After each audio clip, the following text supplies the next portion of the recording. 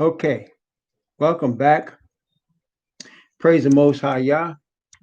Um, we're continuing our study in Isaiah, and we're going to be doing chapter 50 starting today, starting at this particular lesson. And this is an important lesson. All of them are important for different reasons, but this particular lesson in Isaiah 50 points to us being called alone. There are many people, and it's understandable. As human beings are really built for fellowship. I mean, human beings are built to be social beings. We're built to be around other human beings. It's really not the Creator's intent in making man and creating a nation of the chosen people of Israel for us to be by ourselves. In fact, we know from the scriptures, he even told Adam, it's not good for man to be alone. I will make him a help meet for him, which he created from his rib, Eve, his wife. That principle is still true. It's not natural for us to be by ourselves. But we're in a special situation on planet Earth where we're in a war. And let us not forget that. See, brothers and sisters, we would think of war as physical bombs and guns and violence, and it is. But let us not forget, and brothers and sisters, especially as the chosen people of the nation of Israel, let us not forget that the war that's bigger than the war that is a physical one is the spiritual war that we're now engaged in. That's the bigger war. It's the more powerful war. It's a spiritual war. It's a war. When I say a spiritual war, there are spirits that you cannot see that are fighting each other and that are fighting for control of the minds of human beings. Okay, we see an illustration of that in Daniel chapter 10. Daniel chapter 10, let's take a look at this. So in Daniel 10, Gabriel is sent to Daniel. Gabriel, the angel that stands at the right hand of Yah, is sent to Daniel. And Gabriel explains to Daniel a spiritual war that he's fighting it in the spirit world, but it's a real war. It's a real battle in the spirit world. And it's going on, raging all around us all the time. Okay. And so let's take a look in Daniel chapter 10. And I'm going to skip around because we're talking about the spiritual war. We're not really dealing with what Daniel is being shown in chapter 10. I'm using this to illustrate the spiritual war that's going on. Now, Daniel chapter 10, I'm going to begin at verse 1. Daniel 10 and verse 1. In the 3rd year of Cyrus, king of Persia, a thing was revealed unto Daniel, whose name was called Belteshazzar. And the thing was true, but the time appointed was long, and he understood the thing and had understanding of the vision. So Daniel had seen the vision. That had to do with Daniel chapter 8, actually. And it had to do with Daniel chapter 9. The thing was long. That's the 2,300 days. It was long, okay? It was a long time, 2,000 years.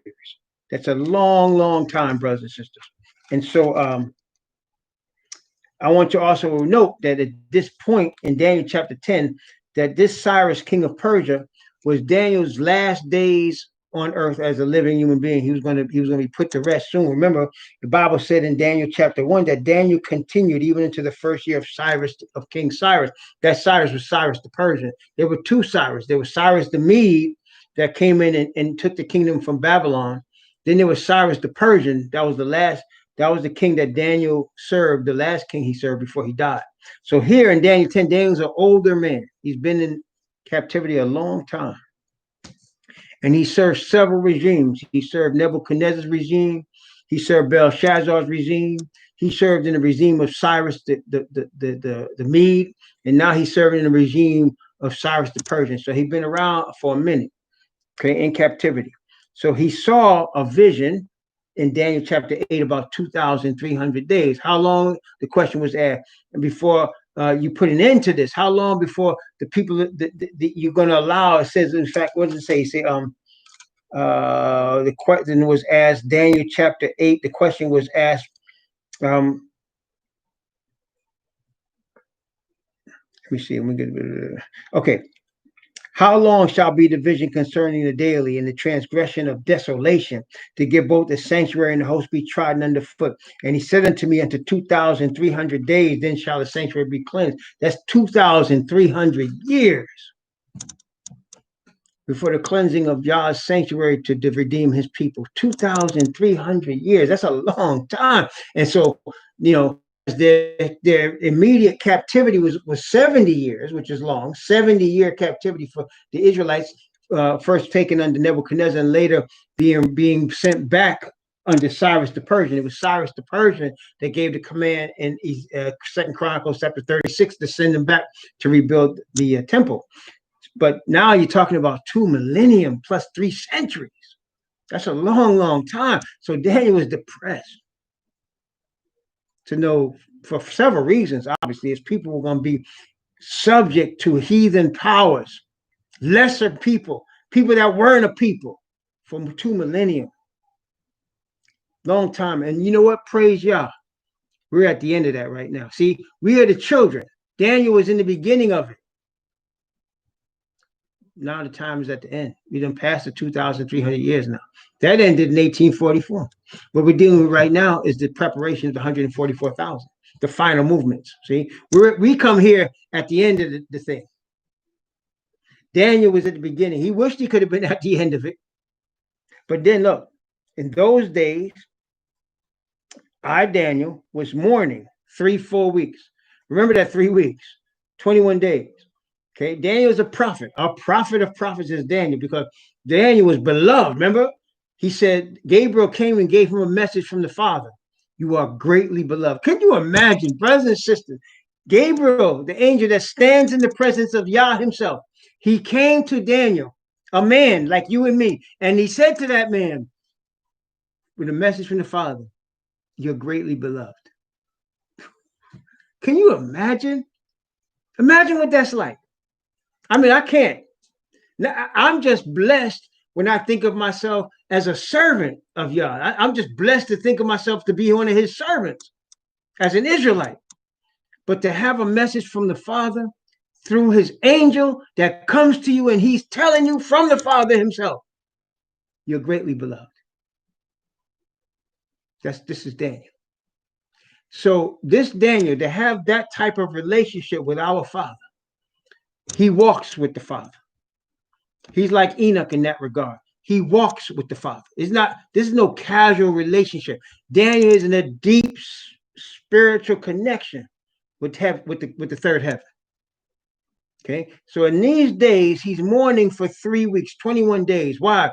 He somehow is not feeling that same connection for some reason. We're going to find out here in the spiritual war that we're dealing with. Okay.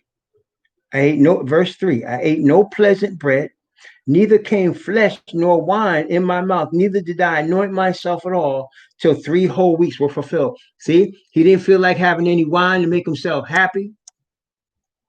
He didn't eat any delicious flesh food. He was eating Spartan food because he was mourning. He was depressed for 3 weeks. He was in a depression. Something had cut the connection, and he's in depression. Okay. In verse 4, and in the 24th day of the first month, as I was by the side of the great river, which is Hiddekel, he seems to get serious visions when he's by a river. Remember the other one he got in Daniel 8, he was by Ulai. Now he's by Hiddekel. Okay. Then I lifted up my eyes and looked, and behold, a certain man clothed in linen, whose loins were girded with the fine gold of Uphaz, his body was like the beryl, his face as the appearance of lightning, his eyes as lamps of fire, and his arm and feet like to polished brass, the voice of his words like the voice of a multitude. We've seen this before, obviously, Revelation chapter 1. This is Messiah. Messiah is now standing on the river. He's standing on the river, Hiddekel. He's not standing beside the river. He's standing on the water. Okay. So now this is what Daniel saw in Daniel chapter 10. And Messiah is there. Now, as we saw, this is how it works. We see it from Revelation chapter 1, verse 1. Let me repeat that for you. The revelation, and I'm going to say it just like I said, the revelation of Jesus Christ, which Yah gave unto him to show unto his servants things which must shortly come to pass. And he sent and signified it by his angel. That's how prophecy works, unto his servant. In that case, it was John. So how does it work? Father gives a message to Messiah. Messiah gives that message to an angel. The angel delivers the message by the Father's Spirit, by Messiah, to the servant, the prophet. Okay? Always works that way. That's why Revelation's talking about, I saw an angel come down from heaven having great power. That angel's with a message to the prophets, to the servants, to deliver. From the servants to deliver.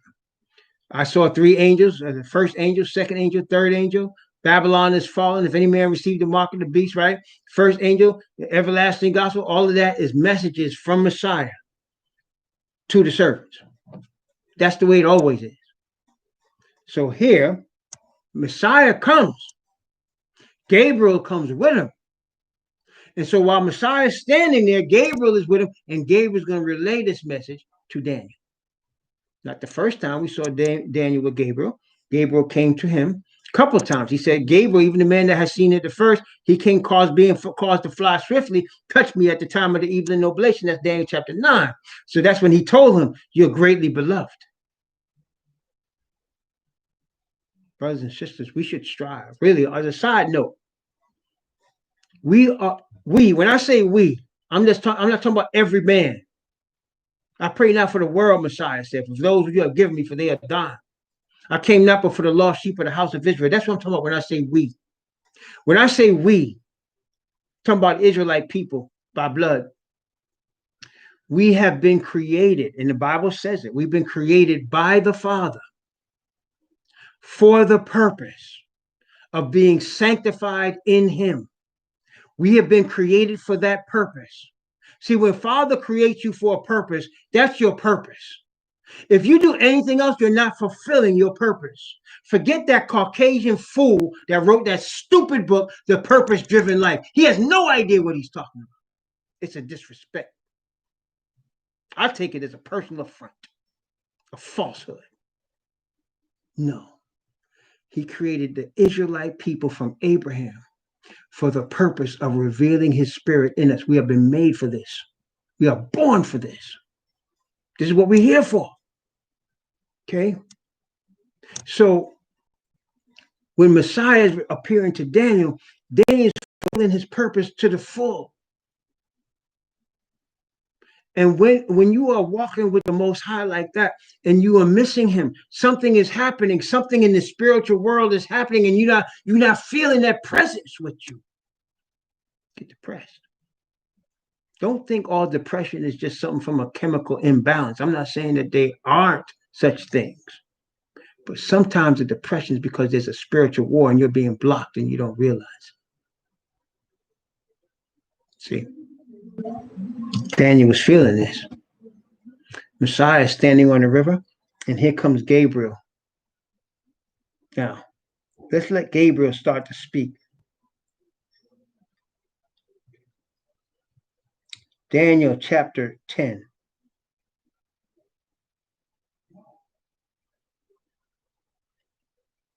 Go on verse 10.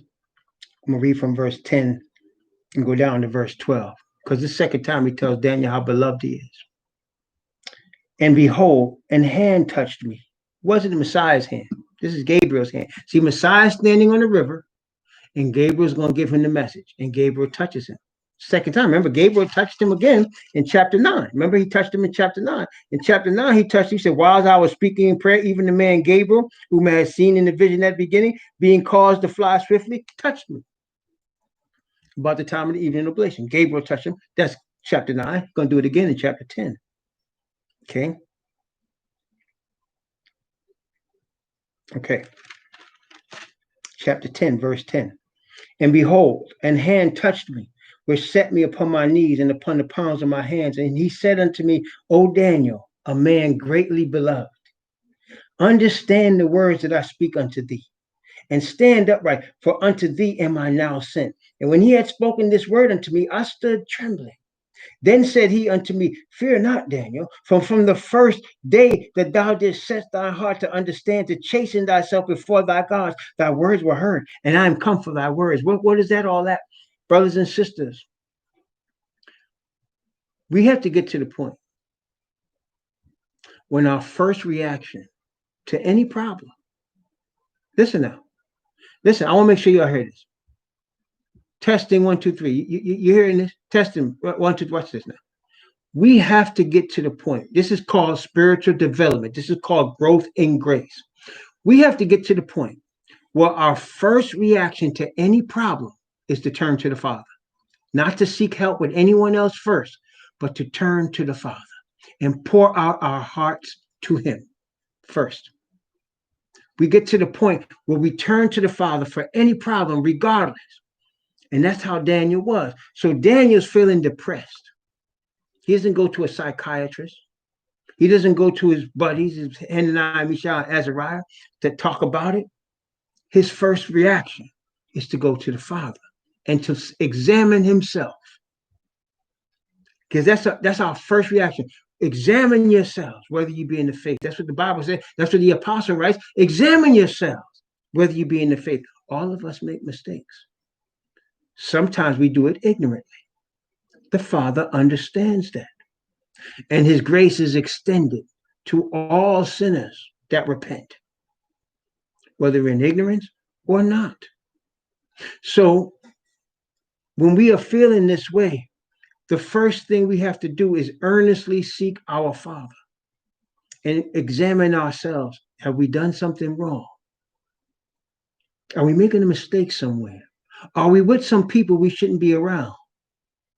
Examine it. Sometimes we examine ourselves and we ignore things. Like my recent experience with the motorcycles. I felt scared on the motorcycle. It was exhilarating, but it was scary at the same time. Scary in the sense that I didn't like that feeling. Father is not into fear. So I thought I would overcome it by just being determined and getting on that bike and not being scared anymore. But what it was, the Spirit of the Father was telling me, get off the bike. Forget it. Took me the second serious accident, but 2 accidents where the bike got totaled and I got hurt, especially the second time, for me to catch that message, for me to get that memo. And then because the first thing I did that second, I'm laid on the street and I'm realizing it hit me like a ton of bricks, hit me like that, like I hit that Jeep that I ran into. I'm done with motorcycles. That's what is it. I'm done with motorcycles. I needed that to examine myself and realize that's the message. Sometimes we have to do that. Is it me, Father? Remember when Messiah said, when are you all going to betray me? And everybody, all the disciples now, the faithful ones, not Judas, the faithful ones, is it me? Is it me? Judas said, is it me? And Messiah said, you said it. John said, well then, if it's not me, who is it? He said, watch me when I dip this bread in the dish of the sauce. Who dips it with me is the one. He dips his bread, so did Judas. But they all said, is it me? That's our first response. When something goes wrong, we're depressed, something's happening, you want to go to your Father. Go to him and say, Father, is it me? He'll show you. And I praise him. Sometimes he'll say to me, keep doing what you're doing, you're fine. Sometimes he'll say, you're finished with the motorcycles, brother. You see what I'm saying? Sometimes he'll say, you're finished with the motorcycles. Sometimes he'll say, you spoke out of turn. Sometimes he'll say, keep walking in that path. You're all right. See? But I got to ask the question. Daniel searched himself. Is it me? He was mourning. He was seeking his Father. But then Gabriel came and said, from the first day you sought the Most High, your prayers were heard. Well, If y'all heard me 3 weeks ago, how come it took 3 weeks for you to come to me? Now Gabriel's going to explain. Daniel chapter 10, verse 13. But the prince of the kingdom of Persia withstood me 1 and 20 days. The prince of the kingdom of Persia is Asatan. He's the prince of this world. Okay, Yah removes kings and sets up kings. It's true. Daniel said that himself. He was shown that. But the prince of this world is Asatan. That's what Messiah called him. The prince of the powers of the air that worketh in the children of disobedience. So when he mentions the prince of Persia, he's talking about Asatan. He said, the prince of Persia withstood me 1 and 20 days. For 21 days, there was a physical, in the spirit world, a physical battle between Gabriel and Asatan. It was a 21-day fight. See, we talk about boxers going 12 rounds, that's 36 minutes, right? Or if they go 15 rounds, that's 45 minutes. And that's a long fight. That's a lot of working out, a lot of exercise to be sitting there throwing your hands and bobbing and weaving for 40 minutes. With 1 minute rest in between. That's a lot of exercise, right? That's high intensity. Gabriel was fighting with this devil for 21 days. Brothers and sisters, these are the type of things that are going on behind the scenes we need to be recognizing. Don't be ignorant like the heathen. The heathen don't know what's going on behind the scenes. If they do, they go into a psychic or to a tarot card reader, necromancer, Ouija board. We don't go through all of that. That's for them. We go to our Father through Messiah. What's going on? Is it me? Nope. It's a spiritual fight. And he was fighting with Asatan himself. Again, think this now. Daniel is greatly beloved. You don't think Asatan knew that? Daniel is greatly beloved and receiving visions from the Father. You don't think Asatan caught that? Catching Daniel getting visions from the Most High about what Asatan's going to do. You don't think Asatan saw that? So Asatan observes, and here comes an angel flying from the third heaven with superpower. He recognizes Gabriel. They know each other. And he knows he's coming to Daniel. And he knows he's coming to Daniel with a message that Daniel's to give to you and me. And he's determined to stop it. So they fight for 21 days. 21 days. See how powerful them angels are? See how determined Asatan is? We even saw it today. What happens? All of a sudden, we get all kind of blinking problems on the YouTube. Blink, blink, blink, you disconnect. Blah, blah, blah. You think Asatan doesn't know the message we're going to give?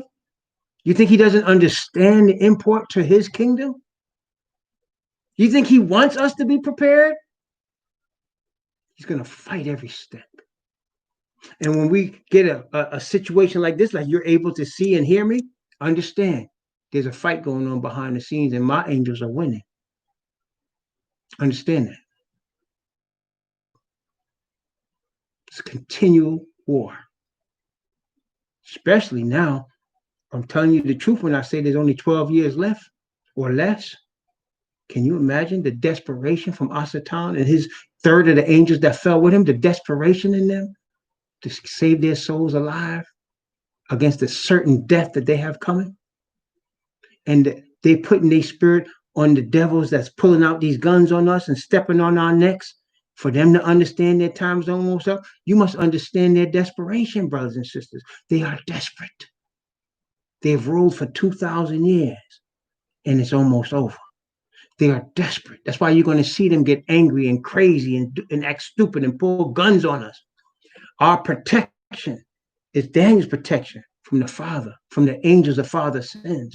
When we call on the Father, he'll protect us. See, he's allowing these things to happen to our brothers to teach us the importance and the seriousness of calling on him. He's not just going to be there with us because we black. He's going to be with us when we call on him. If my people, which are called by my name, we have to do something. If they humble themselves and pray and seek my face We don't have no protection unless we do that. When we do that, and we're built for that, we are built for this, he's there. They won't be able to stand on our necks anymore and shoot us in the street. Them bullets will fall helpless to the ground. I'm trying to tell you. The guns will jam and firm with our God. He's allowing this to happen to some of us unlawfully for us to wake up and call on the one that could save us. Daniel chapter 10. But the prince of the kingdom of Persia withstood me 121 days. But lo, see, this is what people don't get. He said here in verse 13, but lo, L-O. L-O is short for look. But look, what are you supposed to look at? He said, Daniel, Gabriel was coming the first day. The Father heard you and sent me 3 weeks ago. But I was fighting with the devil for 21 days. But look, Michael came. See, now you know what Messiah was doing, standing on the river. Why was he there? He came to the aid of his angel. You see, brothers and sisters, Messiah doesn't always have to do that. Angels are powerful enough. But this one, you see, sometimes, when you got Ashatan with a third of the fallen angels, he don't do like the real bosses. You see that even in this world, the boss, the underworld, and the bosses that do dirt, and the president that does illegal things, like when they dealt drugs to our neighborhood. You never see the president himself do these things. He has people doing that for him. His hands don't get dirty. Like Bill Clinton, he had many people murdered, but he himself will not get his hands dirty. That's how it works with bosses. But when it's real important, when you can't afford a mistake, you say, I'm handling this myself. So here come Gabriel. Ashatan knows who Gabriel is.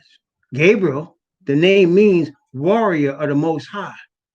He's the one that said, I am Gabriel that stand in the presence of Yah. He told Zechariah that, Zechariah, Mary's cousin, Miriam's cousin, I stand in the presence of Yah. That's a special angel. Ashatan is very familiar with him. He sees him coming. He knows where he's going, and he knows it's important. So he said, no, I'm not leaving this in the hands of one of my imps. I'm taking care of this myself. So he comes out. And then Messiah said, oh, you want to take care of this yourself? Let me respond. Princess. See, that's a translation error. Mikael means one like the Most High. That's what Mikael means. That's his name. What he called Michael. Mikael means one like the Most High. When he says he's one of the chief princes, that's a misinterpretation. He is the chief prince. That's what you need to understand. That's why in Daniel 12, he said, the great prince which standeth for the children of thy people. That's what he called him. Because he is not one of the chief princes. He's the chief prince. Okay? Said, Michael, one of the chief princes, came to help me. Satan comes to block Gabriel, the one that stands in the presence of Yah. This is the spiritual war we're talking about. Messiah sees it. He's watching it. And he said, let me show you who's real power. And he shows up, the chief prince. Get out the way, tells Ashatan. Get out of here. Ashatan must go. Do you know Ashatan's afraid of Messiah? And he needs to be. Messiah is the crown prince of the Father. He allowed himself to be put to death. He allowed himself. He said, I lay my life down and I take it up again, because this I receive from our Father. Understand who your God is. Israel, understand who your God is. When he speaks a word, there's nothing nobody could do about it. He allows things to happen out of his infinite wisdom that we can't even understand. He lives in dimensions. Talk about three-dimensional chess. Oh my God, we don't understand. He lives in dimensions that we can't even think about. And we're going to learn about them in the kingdom, praise Yah. But he dwells in dimensions and thoughts and wisdom we only see a little bit of. So when he speaks a word and he says, I'm making him the high priest, talking about Messiah, after the order of Malaka Sadak. He's a high priest forever. He's my crown prince. He's going to be my king. There's nothing nobody could do about it. So when the prince shows up, y'all better clear out. And that's what Messiah said to Asatan. Get out of here. Get lost. Take a walk. And he had to go. Remember, say, submit yourselves to Yah. Resist the devil, and he will do what? Flee from you. It's a spiritual war. It's not a physical war. It's a spiritual war. And when we are conquerors in the spiritual realm through the Messiah's grace and his righteousness from the Father, the physical is no problem. No problem. But we got to understand physical is secondary. Spiritual is first. And we have nothing to fear. Let the heathen be scared of ghosts and such. The Father's a ghostbuster. He's the original ghostbuster. You understand? You don't have to fear no haunted house or nothing. They got to fear you. They got a haunted house and you walk up in there and you feel with the Father's Spirit, them demons are scared. They need to be, because you got a big brother. And all he got to say is, get lost. Take a walk. And they go. They begged him, remember? Please don't send us to the pit. Send us to the swine. They begged Messiah. Please don't send us to the pit. What's the pit? That is the grave. That is where they can be locked up until the resurrection time. He said, please don't send us to the pit. They were scared of that. Send us to the swine. And he let them go to the swine because it wasn't their time to go to the pit yet. The pit comes at the first resurrection. They get locked up in the pit for 1,000 years. The Bible says that. They call it the bottomless pit. So they begged him. That's why they said it. You got to read that. I think it's in Luke or Mark. He said they came and the man said, well, Messiah said to the man, what's your name? He said Legion, because we are many. There was many demons inhabiting this man. And they knew what was coming next. He was going to cast them out. And they begged him, please don't send us to the pit. Send us to the swine. These are demons begging Messiah. You understand? That's who you're dealing with. They want you to start to be scared of them. Don't be scared of them. Face the darkness without fear, brothers and sisters. Don't be scared of the darkness. You might be standing, and you and I know this person because I've been on the edge of a spiritual abyss many times, looking over and not seeing nothing but black darkness, no hope. And I've learned, don't be scared. If you fall, the Father can get you out of there. No problem. He took Messiah out of there. No problem. Because Messiah got lifted up, you and I can too. We serve a God that's above that. Now, Asatan, they got to be scared of that pit because there's no coming back for them. When they get thrust into that lake of fire, there's no coming back. You understand? And he requires that of us because this is where our father Adam fell. Adam fell through lack of faith, lack of belief in our Father. That's why his sin was so grievous.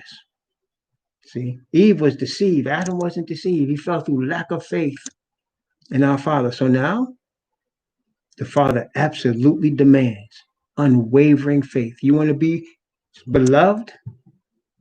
Daniel was thrown in the lion's den. You want to be beloved? You must show unwavering faith in your Father. And his grace will give you power so that you'll stay calm in the midst of the lion's den. That's who we serve. The only true God. And Yahushua Messiah, whom he has sent. So here, verse 13 and 14. But the prince of the kingdom of Persia withstood me 21 days. But lo, Michael, one of the chief princes, came to help me, and I remained there with the kings of Persia.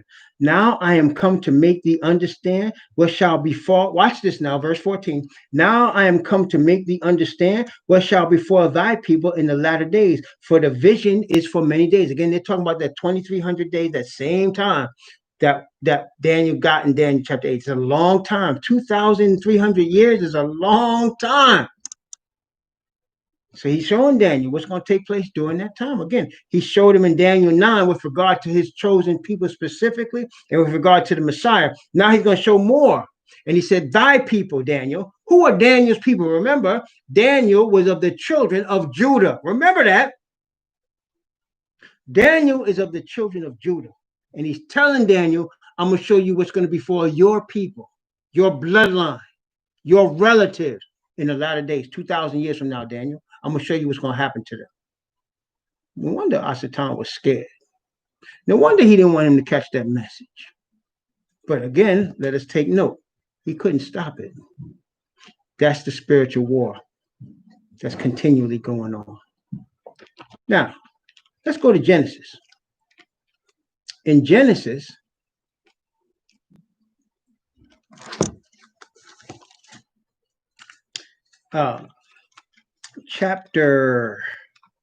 Genesis chapter 11. Genesis chapter, I'm going to start in chapter 11. Genesis chapter 11. Now watch this. This is, again, most people don't pick this up. I just praise y'all because the word is in front of us. It's plain. And again, with the spiritual eyes that Yah has created the Israelites to have. It's not that we are naturally, physically, or mentally better than anybody or worse than anybody. It's that Yah has chosen us because of this Abraham here. He has, and before that, because of Noah, he's chosen us for this purpose, to bring forth the nation of Israel. He said it's a light thing, that you should be a light to the Gentiles. We just read that, remember?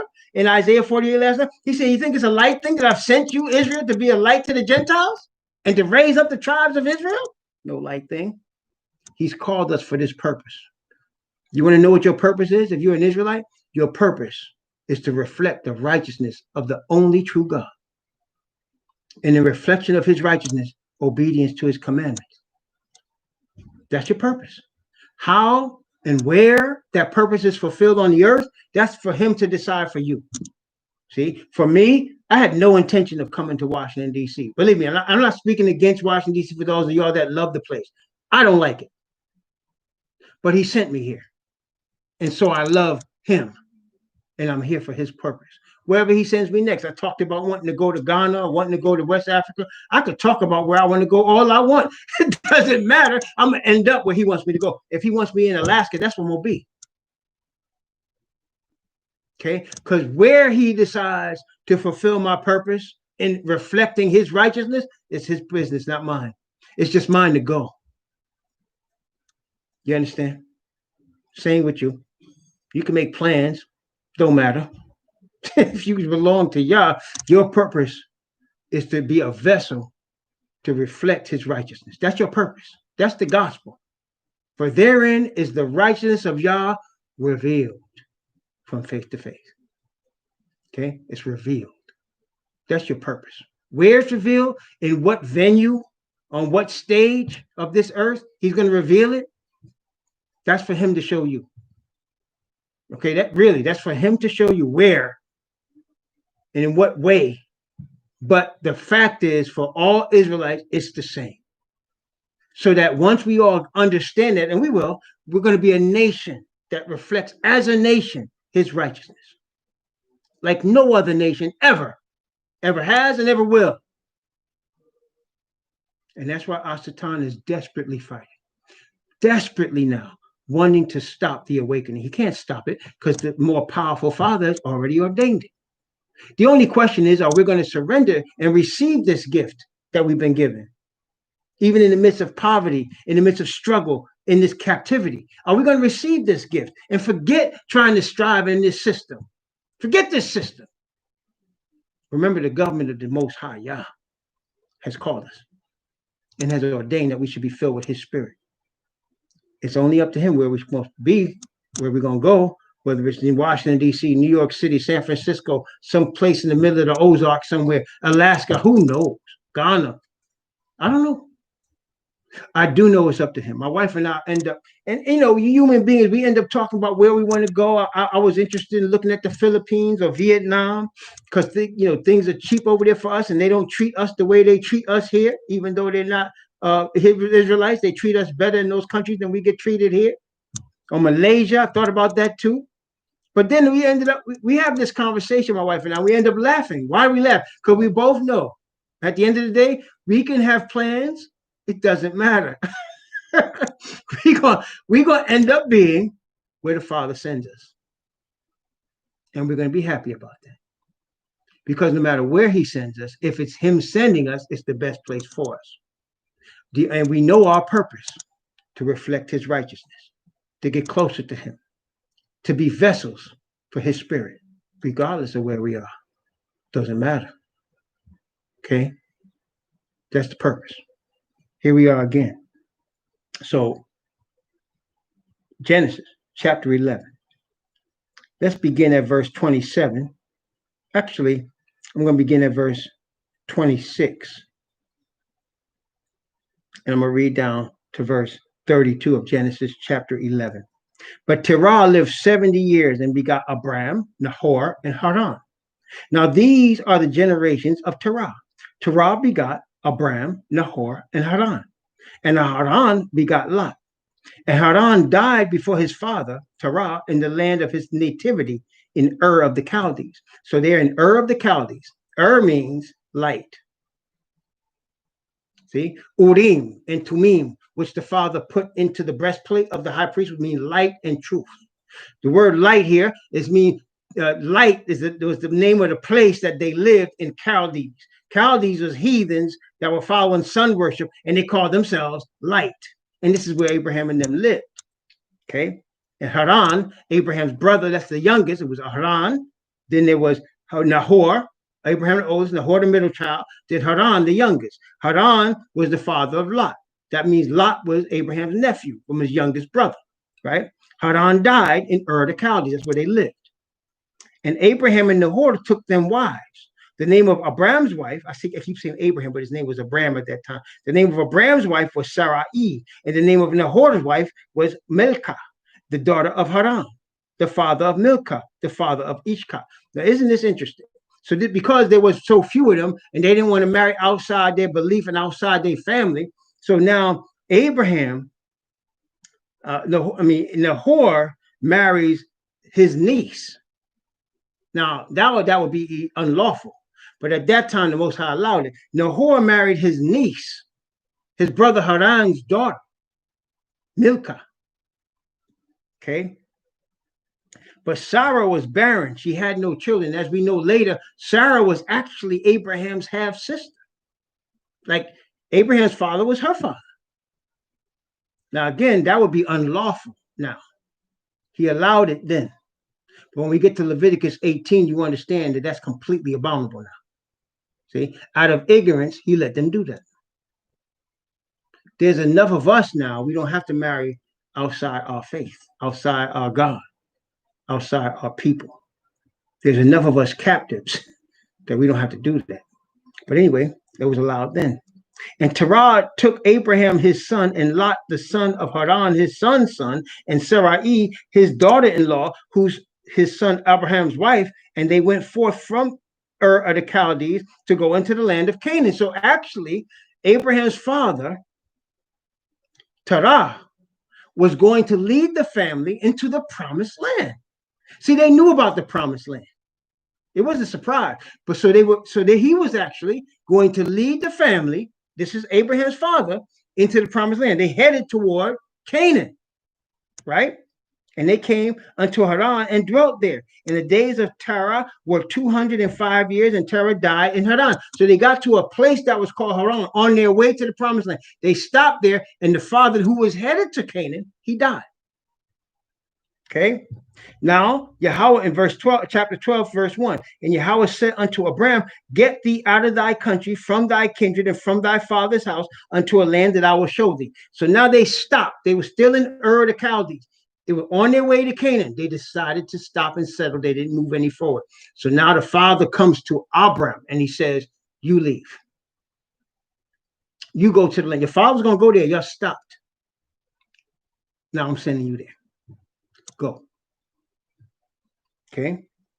And I will make of thee a great nation, and I will bless thee and make thy name great, and thou shalt be a blessing. And I will bless them that bless thee, and curse them that curses thee. And in thee shall all the families of the earth be blessed. He told Abraham. Now, the Judaism religion will tell you that Abraham was the founder of their religion. This is a falsehood. Abraham did not create any new religion. He didn't create any new religion here. He was called by the same God that called his father, Terah, to go into Canaan, by the same God that said this to Noah. This is Genesis chapter 6. Genesis chapter 6. The Most High is talking to Noah. Verse 17 and 18. Genesis 6, 17 and 18. And behold, even I do bring a flood of waters upon the earth to destroy all flesh wherein is the breath of life from under heaven. Everything that is in the earth shall die. But with thee, he tells Noah, I will establish my covenant, and thou shalt come into the ark, thou and thy sons and thy wife and thy sons' wives with thee. So he told Noah, I'm establishing my covenant with you, Noah. Then later on, he did it with Noah's descendant from the Semites, from his oldest boy, Shem, Abraham. There's no new religion here. Abraham didn't create no Judaism. That's a man-made religion that they used Abraham to say they're from Abraham. These are Gentiles. They have nothing to do with Abraham. They're not even bloodline relatives of his. See how man uses Yah? See how the devil tries to use Yah's word to create falsehoods? Just like later on, the heathen created Christianity, talking about Jesus, the Christ started it. He didn't start no new religion. He just like Abraham. He came with the same intent to restore the people of Abraham. He came not but for the lost sheep of the house of Israel. He didn't come to establish no new religion called Christianity. That's man-made. Just like there, we just read here. Abraham didn't create no new religion. Everything he knew, he got handed down to him from Noah. Noah got it handed down to him from his father Lamech, and all the way back to Methuselah, back to Enoch, back to Adam. They got it handed down to them from the Father. There was no new religion.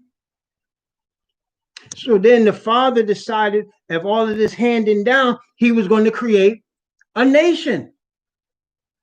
See? I'm going to make of thee a great nation. Now he says all nations are blessed in Abraham, and that's true. On the backs of the Israelite, all these nations get their wealth.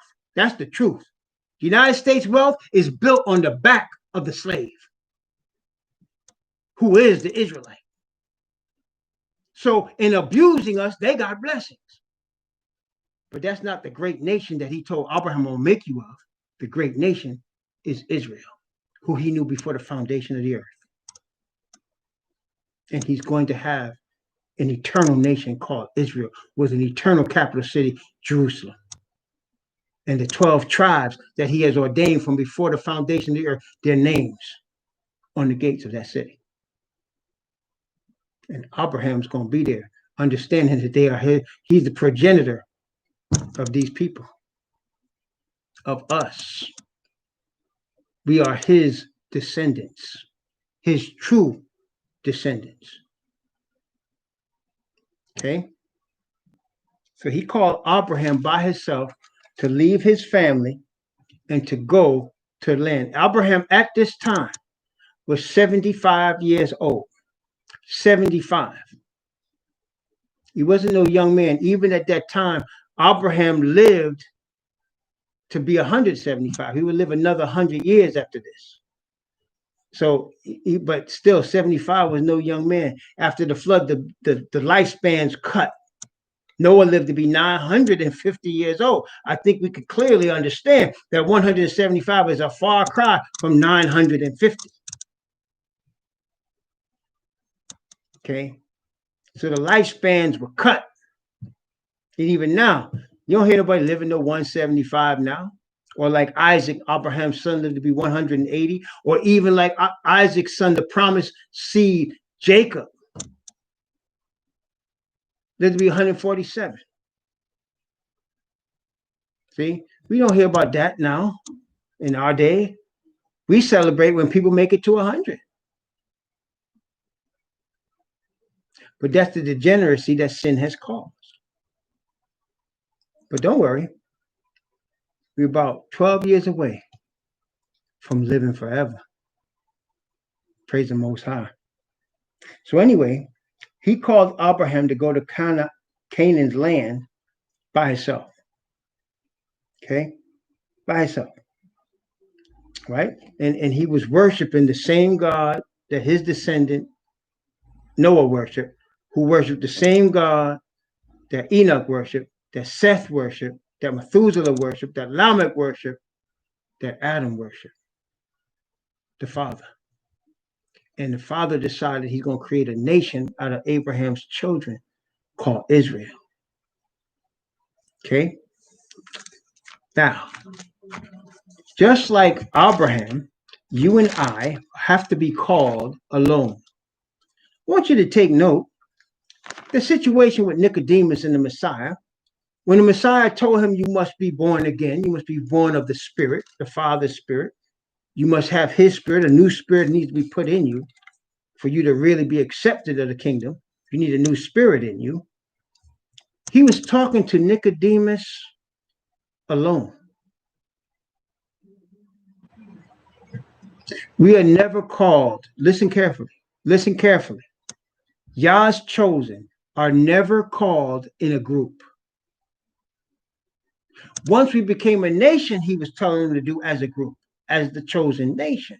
But once we were scattered, and before we became a nation, and even during the course of the nation, he called his prophets alone. He called Jeremiah alone, Isaiah alone, Ezekiel alone, Moses alone, Abraham alone. And guess what?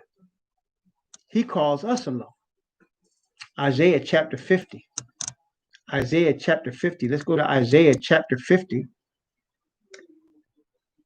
And let's see. I'm going to start at verse 1, obviously, but I'm going to read from verse 1, Isaiah chapter 50. Actually, I'm looking at 51, but let's start at chapter 50. Isaiah 51. Let's go to Isaiah 51 first, since we're talking about that. Isaiah chapter 51. Watch this. We're going to get to this in the next lesson, but watch Isaiah 51. Beginning at verse 1.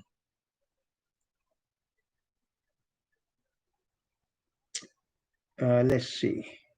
I'm going to go from 51 verse 1, and I'm going to go down to verse 2. Just 1 and 2. Okay, watch this. Hearken to me, ye that follow after righteousness, ye that seek Yah.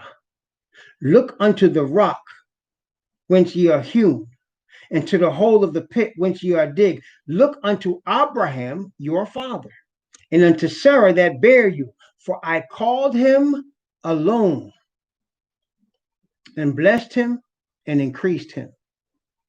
This is the same God that calls us. He calls us, especially within the captivity. He calls us alone. And brothers and sisters, I started all this off by saying to y'all, really, he told Adam it's not good for man to be alone. He made him a helpmeet for him. We are social creatures by nature. We like to be around and fellowship with each other. That's natural. That feast that the Father gives us is for the nation of Israel to come together and celebrate. That's what a feast is, a celebration. It's a natural thing. It's a beautiful thing. But in this spiritual war in which we find ourselves in, he's calling us alone. We're in a war. We're called to be soldiers. The Apostle Paul told his son Timothy, his spiritual son, he said, be a good soldier for the Messiah. He called you to be a soldier. Brothers and sisters, let me give you this too. Father is calling you and I to be soldiers. No, it's no fun being alone. Yes, we do get lonely.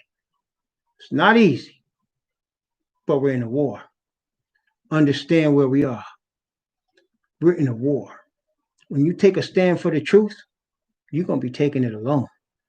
Don't look for people to stand with you. The Father doesn't want anybody to stand with you. He wants you to stand alone, because if you stand alone for him in the midst of opposition, he can trust you. Okay? If you're in the crowd, you might hide in the crowd. You know what I'm saying? You can hide in the crowd and act like you with your boys or whoever's standing and act like you wanted them. But when you stand alone, you know you're in alone, and you know you're willing to stand against anything. He called Abraham alone, and just like he called Abraham alone and the prophets alone, he calls us alone. This is the end of the days. We got to be willing to stand on this truth, though the heavens fall, all by ourselves. And we won't be all by ourselves, though, really, if we understand the spiritual war that's going on. Remember what Messiah told his disciples. He said, you're all going to leave me. You're going to leave me alone, but I'm not alone, because the Father's with me. Because Messiah could see past the physical and understand the spiritual. That's what we got to do. We got to see past the physical and understand the spiritual. Too many times we focus on the physical, and that way we get confused. Focus on the spiritual. Understand the spiritual war that's happening. Understand your place in it. And be willing to stand alone. Now let's go back to Isaiah chapter 10. Isaiah chapter 10. Isaiah 10. Isaiah 50. I don't know why I said 10. Please pray for me. Isaiah chapter 50. This is where we're at today. Isaiah chapter 50. Now let's go to Isaiah 50. Let's begin from verse 1. Let's go to verse 1 and 2. Isaiah 50, 1 and 2. Thus saith Yahweh, where is the bill of your mother's divorcement, whom I have put away? Or which of my creditors is it to whom I have sold you? Behold, your iniquities for your iniquities ye have sold yourselves, and for your transgression is your mother put away. Wherefore, when I came, was there no man? When I called, there was none to answer. Is my hand shortened at all, that it cannot redeem? Or have I no power to deliver? Behold, at my rebuke I dry up the sea. I make the rivers a wilderness. Their fish stinketh because there's no water, and it dieth for thirst. He said he called, but there is no man. That's when we're, as a nation, he said he was writing a bill of divorcement. Somebody might say, well, if he divorced us, how he redeeming us? Remember Hosea's wife? He divorced his wife. And then he came back and bought her off the auction block. He said, I took her into the wilderness and spoke comfortably to her. And he said, I bought you now. You're not going to be with any other man. I bought you for me. I paid for you. Remember what we just read in this saying in Isaiah 49? I've written you on the palms of my hands. I just bought you. We went after other gods. He divorced us. He sent Messiah to buy us back. He came to seek and to save that which was lost, the lost sheep of the house of Israel, from the midst of the heathen lands in which we are now dwelling as captives. He bought us. That's what's called redemption. We are lawful captives, and he has paid our penalty and redeemed us from our captivity. He has designed that we should win this spiritual war. We are created to be winners in this spiritual war, but we are being called alone against all opposition. There are many that will say, aren't we supposed to be unified? Not yet. Why not? When each individual stands for themselves, for the truth, and follows the Creator, and his Spirit rebukes us enough and spanks us enough to get us to be molded into the image of the Messiah, once we see each other, there will be an automatic unity. You don't have to worry about it, foster it, plan for it. You don't have to do that. When you're walking in the same spirit that I'm walking in, both of us will agree. When we're walking in the same spirit and have the same desire for the glory of our Father alone, we will be brothers. And it'll come to us. Okay, it'll come to us. All right? That's the unity. In the meantime, there's going to be division. That's right. And all y'all that has stood for the truth know what I'm saying. The Messiah said, I came not to send peace, but a sword. For father against mother, brother against sister, people's enemies will be those of his own household. If you stand for this truth, you'll know that what that means for yourself. For you will have an experience of understanding opposition from those that say they love you. Opposition from those you thought would follow the truth. Opposition from those that are of your own bloodline, your own family. That's standing alone. And you will find out by standing for your conviction of truth alone who your real brothers and sisters are. You will find out who your real, not always it's going to be your blood relative brother and sister that came out the same mother's womb that you did, or the same father's seed that you did. No, your brothers and sisters are going to be completely united with you because they would have stood for the same invisible God that you did, the same spiritual war on the side of Gabriel that you did. And you will have that sharing without even saying a word. The unity, what I'm saying, comes as a natural consequence of standing alone for the truth. That's where the unity comes from. It doesn't come because we're planning to get together and have a camp somewhere. That doesn't bring real unity.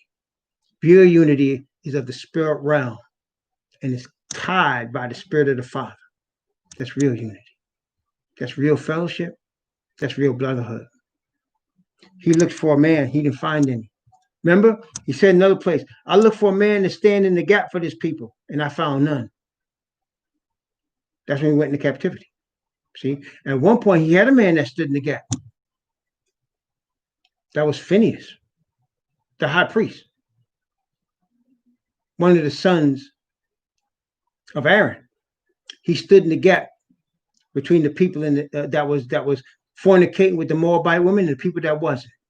And he stopped the plague by killing that man that was supposed to be a leader in Israel and was bringing a Moabite woman into the camp to have sex with her, who worshiped her gods. Phinehas put the spear through both of them and stood in the gap for the kingdom. And the father said to him, I'm going to bless him forever. And bless his children forever. But later on, generations had passed. They were in the promised land, our fathers. And he said, I looked for a man to stand in the gap for this people, and I found none. And brothers and sisters, that's why we got to stand alone. When you take a stand for the truth, and some of y'all should be witnesses, you find yourself alone. I've had times where I would have a brother, and he would say, brother, you telling the truth. You standing the truth. The church is going against you, and you standing for the truth. I'm going to stand with you. And I would stand up, look around, ain't no brothers there. It's just me. And my wife would say, where was brother so-and-so? He said he would stand with you. You see, brothers and sisters, we always got to stand alone. We were called to do that. It's a war we're in.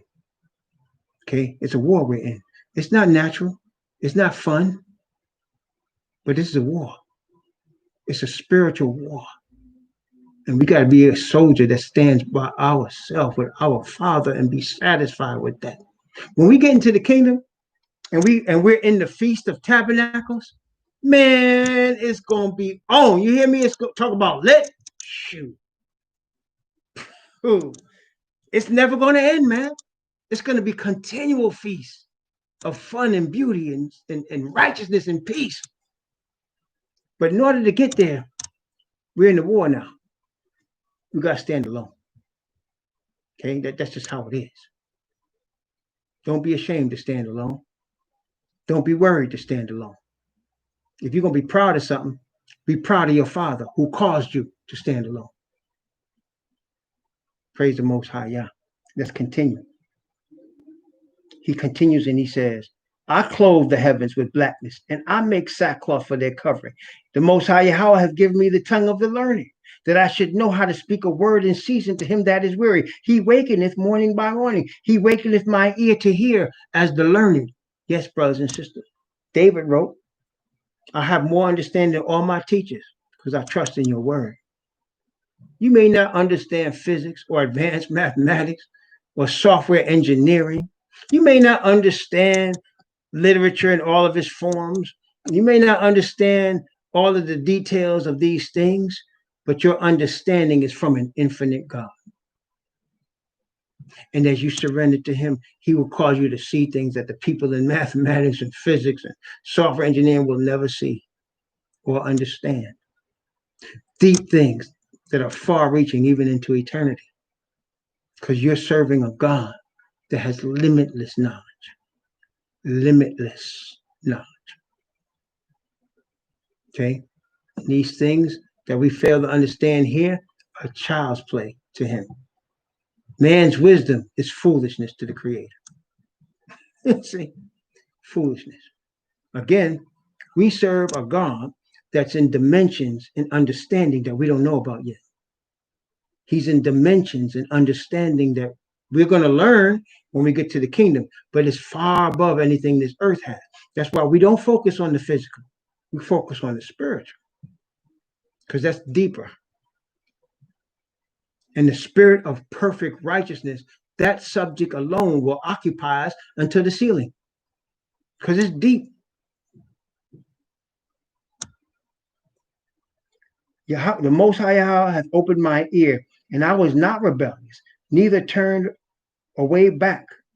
And I gave my back to the smiters, and my cheeks to them that plucked off the hair. I hid not my face from shame and spitting, for the Most High Yahweh will help me. Therefore shall I not be confounded. Therefore I have set my face like flint, and I know that I shall not be ashamed. See?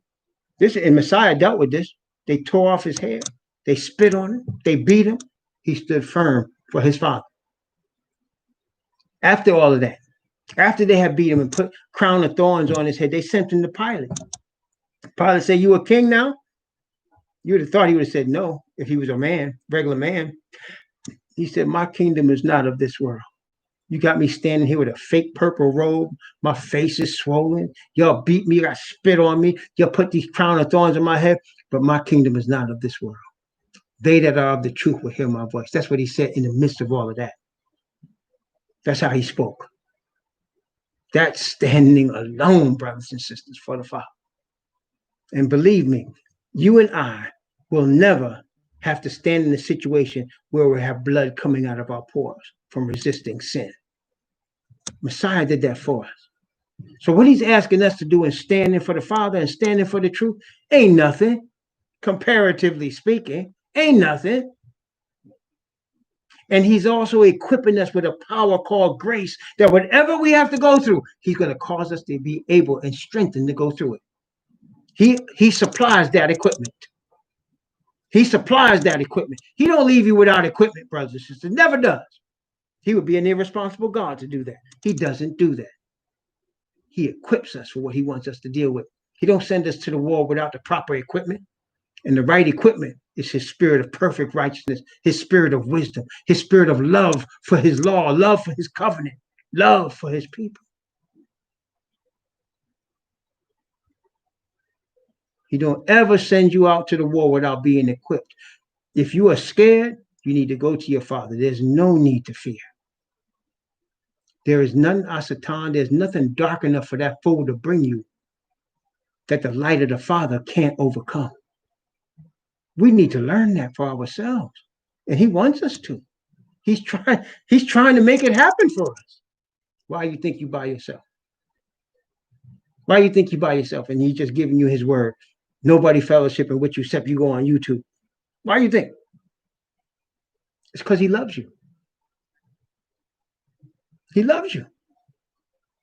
And he's trying to prepare you to live. Listen now.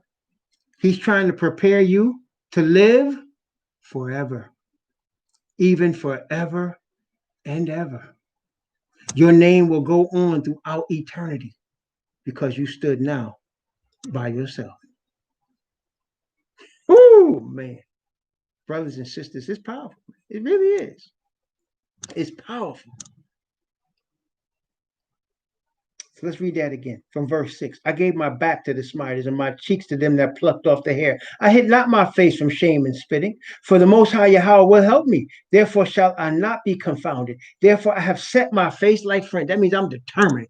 My face is like a stone. You cannot move me. And I know that I shall not be ashamed. I'm not doing it for nothing. You're not standing alone for nothing. You lost money, you lost jobs, you lost family. Okay. It's only natural to miss those things. But you ain't doing it for nothing. You're getting something at the end of the day. You're getting something at the end of this kingdom. that those that are not standing like you are never going to see. Oh, they're going to see it with their eyes, but they ain't touching it. You know, that reminds me of a funny story. I had a good friend of mine many years ago. I ain't seen him in a long time, but he was going through a divorce. Now, like many of us Israelites, because of the economic system in which we live, it's cheaper for us to stay with